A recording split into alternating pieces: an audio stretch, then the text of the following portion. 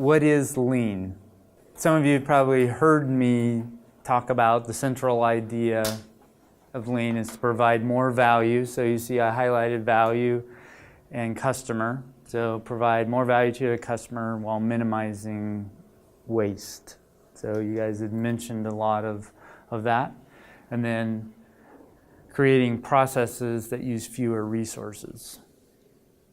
We're going to come back to value and customer. I'm going to move forward and kind of break it down a little bit more. So when you think about it, there are 3 different pieces in that. So there's values perceived by the customer, there's eliminate or minimize non-value-added activities, and create processes that use fewer resources. Or you could say better, faster, cheaper. And a lot of times when we think about a trade-off between faster, cheaper, quality, we think of better. You know, if you think about it in terms of a higher quality product, you don't associate that with cheaper. But by eliminating waste,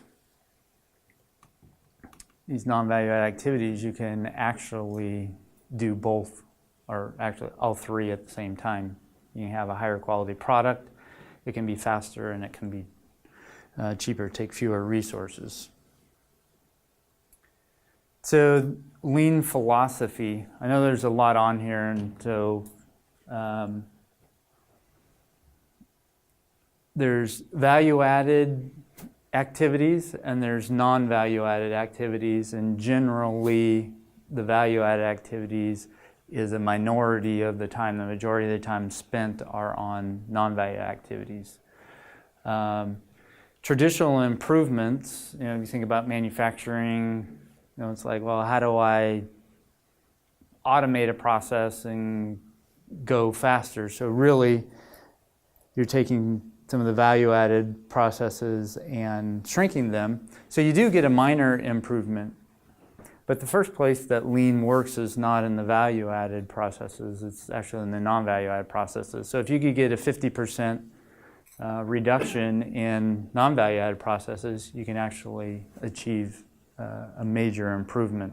And so that's really where the focus of lean and the tools and the techniques and everything is really focusing on non-value-added steps. So in the beginning definition, there was value and customer. So who is your customer? So internal, if you have a large enough small company, it could be the next department that your product would go to, or maybe you view the customer as your boss, manager. And then external.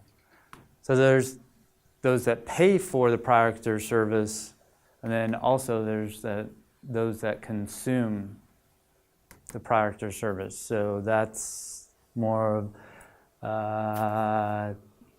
well, Jennifer, you were kind of talking about that. The person who's paying for you isn't necessarily the one who's consuming it. Right.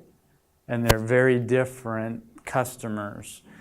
And we also, this differentiation would also come into play, you know, like doctors. Insurance companies pay for the product, and the insured person is consuming the product.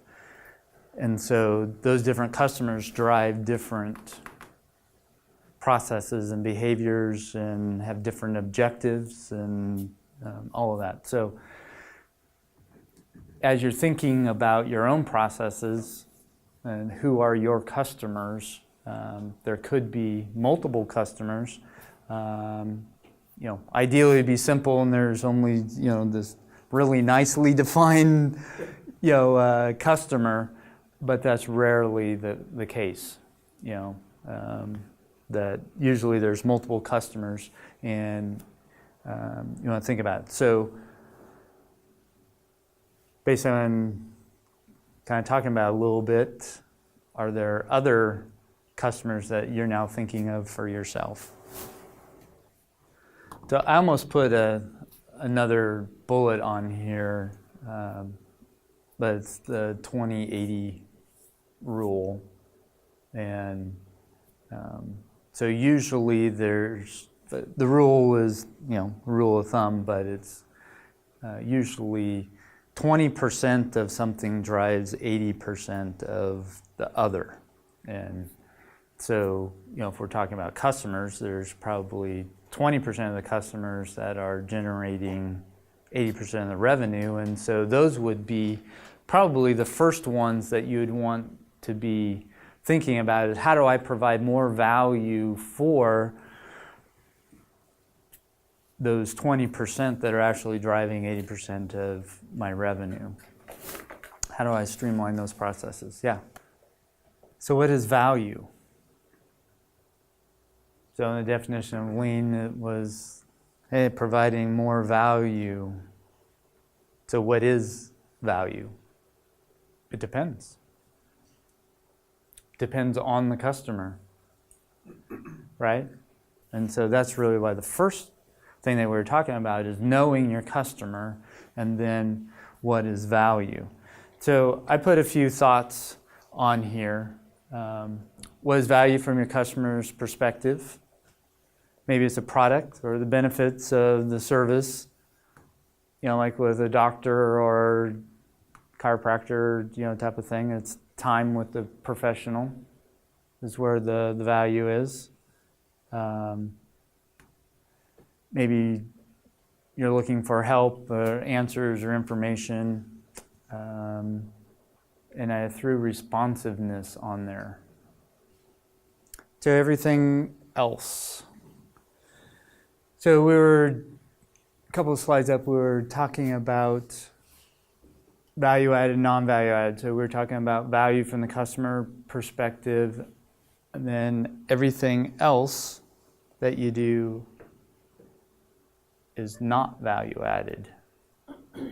So I put on there some examples of non-value-added activity. Waiting, advertising, handling inventory, processing customer info, administrating processes in internal billing, gaining approvals.